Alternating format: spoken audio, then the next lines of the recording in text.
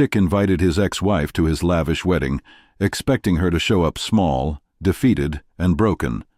But when the doors opened, every head turned. A black Rolls-Royce pulled up outside, and Maya stepped out, dressed with quiet confidence, her hand holding 3 little boys. The room froze, silence swallowing every whisper of laughter. No one had prepared for this moment. Before we dive deeper, let us know in the comments where you're watching from. We'd love to hear from you, and if you're new here, don't forget to subscribe so you never miss any of our upcoming stories. But how did it come to this? 18 months earlier, Chik sat alone in his office late at night, scrolling through guest lists with a glass of bourbon at his side. He paused when he saw her name, Maya Thompson. Once, she had been his world. She had held his secrets, his fears, his failures.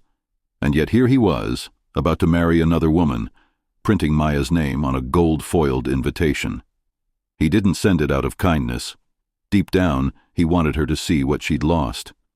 He wanted her to feel regret. He believed she would come quietly, perhaps bitter, perhaps invisible. What he didn't know was that Maya was far from broken. She was raising 3 children, triplets, without his support. Nights of exhaustion, mornings of struggle, endless sacrifices. She never called Chik, never begged for help.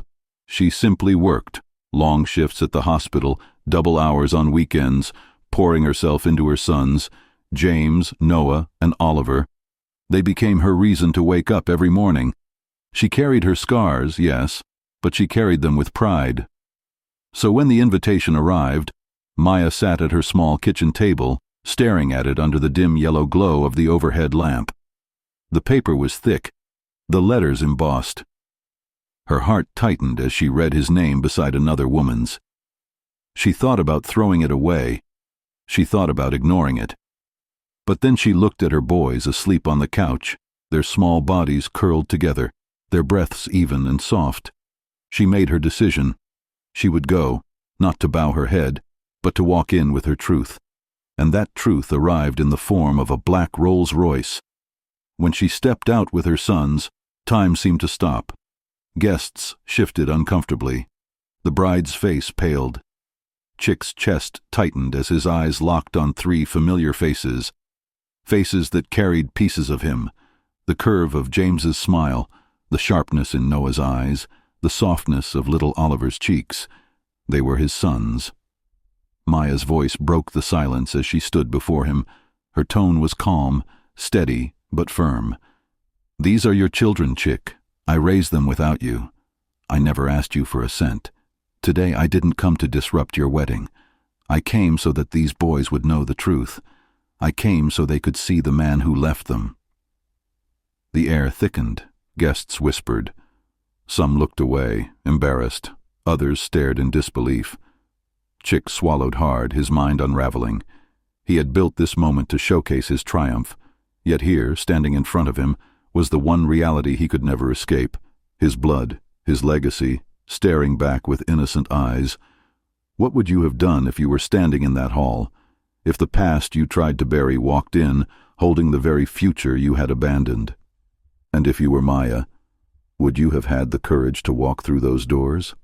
Think about it, and let us know your thoughts below, because for Chik, that day was not the end of a wedding. It was the beginning of a reckoning. At first glance, Chik seemed to have it all. A wealthy young man born into privilege, groomed to believe that money was the measure of a man. Arrogant, pride-driven, he carried himself as if every room belonged to him. His family adored the image he portrayed, the polished suits, the business ventures, the endless confidence that bordered on entitlement. For Chik, life was about status. Appearances mattered more than truth. He believed love could be replaced, and people disposable. Then there was Goy. She had none of Chik's wealth, none of his connections, and yet she possessed something his money could never buy. Patience. A woman with a quiet strength, she endured more than anyone ever should in a marriage. They once shared a home, dreams of a family, and nights of whispered promises. But when year after year passed without children, the whispers turned into blame. Chik's family labeled her barren, and his pride believed them. She was dismissed, cast aside as if she were the flaw in his perfect life. The city they lived in was unforgiving, its wealthiest circles harsh toward those who didn't fit their ideal image. For Chik, appearances came before loyalty. For Goy, survival meant walking away with her dignity intact. He had power, she had patience. But in this story, patience was underestimated, because what no one knew, not even Chik himself, was the secret Goy carried the day she left his mansion for the last time. A secret that would not just change her life, but shake his world in ways he could never have imagined. And when that truth finally surfaced, it would arrive not with anger, not with vengeance, but with 3 little hands holding tightly onto hers, the very legacy Chik believed she could never give him. Tell me, how would you feel if the person you abandoned, believing they had nothing, returned years later carrying everything you once claimed to want? Would you be proud, or would you drown in regret? In the early years of their marriage, Goy and Chik's home was filled with warmth. They were young, in love, and believed that together they could weather anything. Goy decorated a small room in their house, painting the walls a soft yellow and placing a crib by the window. It was meant to be a nursery, a space waiting for laughter and lullabies. But months turned into years, and the room stayed quiet, untouched, a painful reminder of what hadn't come. At family dinners, the silence was louder than any conversation. Chik's relatives would glance at Goy with thinly veiled judgment. The clinking of silverware masked their whispers, their eyes filled with pity and disdain. Goy forced polite smiles, her hands trembling under the table as she held back tears. The tension seeped into every corner of their marriage. Nights once spent in tender conversation turned into arguments whispered in the dark. "You're failing me," Chik hissed one evening, his words sharper than any knife. The cruelty grew. In a moment Goy would never forget, Chik mocked her in front of his friends. Laughing, he said, "What's the use of a wife who can't even give me a child?" The words cut through her, leaving a scar deeper than silence. She retreated inward, carrying shame she did not deserve, believing for a time that maybe he was right. Eventually, the marriage collapsed under the weight of blame and humiliation. The divorce papers were signed in a quiet courtroom, the ink still fresh as Goy walked out alone. Chik didn't look back. To him she was just a chapter to close, a failure to erase. Goy left with nothing, no wealth, no respect, only the sting of humiliation clinging to her every step. But Goy's story didn't end with those papers. In fact, it had just begun. After the divorce, Chik wasted no time flaunting his freedom. His social calendar overflowed with banquets and business galas. Expensive suits, new cars, and endless photos with his soon-to-be bride filled society pages. To outsiders, it looked like he had won. He had money, status, and the admiration of the city's elite. At every turn, he made sure people saw him smiling, arm wrapped proudly around the woman who replaced Goy. Meanwhile, Goy's nights looked very different. She stood behind a counter at a late-night diner, apron tied tight, serving coffee to weary truck drivers and office workers pulling double shifts. In the mornings, she helped at a local charity, handing out food parcels and quietly listening to stories of people who, like her, were trying to start again. And in between, she attended evening classes, her textbooks worn and full of scribbled notes. She rarely slept. She worked, she studied, she survived. It was during those nights when exhaustion threatened to overwhelm her that someone noticed her resilience. A quiet benefactor, a mentor whose name few ever learned, extended a hand. They offered guidance, opportunities Goy never thought possible. She didn't boast about it, never spoke of who stood behind her. But slowly, piece by piece, she began to rebuild. Then, one day, she disappeared from the circles that once ridiculed her. No more whispers about the barren ex-wife, no more judgmental stares at charity lines or college classrooms. Goy was simply gone. And with her absence came rumors. Some said she remarried a wealthy man. Others claimed she moved abroad. Many assumed she simply couldn't bear the shame and chose a quieter life, but what no one knew was what Goy was building in silence. When the wedding date was set, Chik made a decision that revealed the sharpness of his pride. He instructed his assistant to draft an invitation, one embossed in gold, addressed directly to his former wife. To outsiders, it looked like an act of courtesy, a gesture of civility to show he bore no grudges. But in truth, the invitation was a trap. He wanted Goy to walk into his world one last time, so everyone could see how far she had fallen. To Chik, it was the perfect way to close that chapter, with her humiliation displayed before the very society that once pitied her. The envelope arrived at a small apartment on the quiet side of the city. Goy found it tucked between bills and advertisements, its golden lettering catching the light as she held it in her hands. For a long moment, she didn't move. Her face gave nothing away, no anger, no sorrow, no smile. Just silence, as though the weight of all their years hung in that single envelope. She set it on the table, poured herself a cup of tea, and let it sit untouched while the steam rose and faded. Hours later, under the dim glow of a lamp, Goy opened it. She read the names, the date, the venue, every word chosen to showcase Chik's triumph, and then, without a word, she folded the card and placed it neatly back inside. Her eyes lingered on the envelope as though she were reading something more than ink, more than paper. There was no trembling in her hands, no bitterness in her expression, only a stillness, deep and unshaken. But her response wasn't what anyone expected. The hall glittered with chandeliers, the air thick with perfume and chatter. Guests leaned close to one another, their voices low but their curiosity loud. Some spoke of the bride's beauty, others of Chik's fortune. But beneath it all, a single question stirred. Would his ex-wife dare to appear?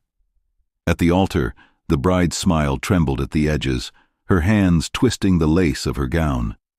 She had everything she thought she wanted, yet a shadow of unease lingered in her eyes. Chik, on the other hand, stood tall, smugness carved into every line of his face. He believed the day belonged to him alone. Then came the sound, doors creaking open at the far end of the hall. Conversations faltered, heads turned. Outside, a sleek black Rolls-Royce slid to a stop, its presence commanding silence. Time seemed to slow as every eye fixed on the car. The door opened, and there she was. Goy stepped out in quiet elegance, her dress simple yet radiant, her chin lifted with a grace that silenced every murmur. But it wasn't just her presence that shook the room. It was the three small figures beside her. Three boys, their hands clasped to hers, their faces reflecting innocence and undeniable resemblance. Gasps rippled through the hall. The bride froze. Chik's confident smile cracked. The woman he once mocked as barren now walked with 3 sons. The crowd shifted uneasily, the weight of the moment bending the power in the room. Eyes that once looked at Goy with pity now turned toward Chik with judgment. Pride slipped from his shoulders like sand through fingers, while Goy's quiet strength filled the silence. And then the whispers began. The whispers spread like wildfire through the hall. At first, cautious murmurs, then a steady chorus rising against Chik's pride. Guests who once praised his wealth began to shift in their seats, their eyes darting from him to Goy with something he had not expected: respect. The bride's smile faltered completely, her hand trembling against her bouquet as she tried to process the scene before her. Chik's smugness drained from his face, leaving only a pale shadow of the man who thought he controlled the moment. For the first time in years, Goy stood at the center of that world of glittering chandeliers and expensive suits. But she did not gloat. She did not mock. She held herself with quiet dignity, the same patience that had carried her through nights of humiliation and days of endless work. The boys clung to her hands, their presence a testament not to Chik's legacy, but to hers. And then the truth revealed itself. The triplets were not his. They were her new beginning. Through courage, through sacrifice, through help from those who believed in her, Goy had built a family of her own. Whether by adoption, by the love of a new partner, or through her independent strength, these children were proof that her life had not ended when he walked away. It had only just begun. The gasps turned into nods of understanding. Some even smiled at her strength. The power that Chik once held in that room dissolved completely. Every eye no longer admired the groom on his grand day. They admired the woman he had underestimated. She didn't come to destroy him. She came to show she survived without him. After the whispers, after the gasps, after the silence that cut deeper than any words, Goy did what no one expected. She didn't argue. She didn't linger. With her son's small hands in hers, she turned and walked toward the exit. Each step was measured, graceful, untouched by the chaos she left behind. Chandeliers glittered above, but all eyes followed her, not the bride, not the groom, but the woman who carried herself with quiet strength. Behind her, Chik stood frozen. His pride shattered in front of peers who once envied him. The weight of humiliation pressed heavy on his shoulders, but Goy never looked back. She didn't need to. Her silence spoke louder than his wealth ever could. Sometimes the greatest revenge is not anger, not destruction, but a life rebuilt stronger than before. Goy's dignity became her triumph. Her survival became her victory. She walked away not as the woman mocked as barren, but as the mother, the survivor, the woman who proved that strength needs no stage. What about you? What would you have done in Goy's shoes? Would you have shown up, holding your truth for the world to see? Or would you have walked away forever, leaving the past buried? If this story moved you like it did us, hit like and subscribe, and don't forget, more powerful stories are coming your way.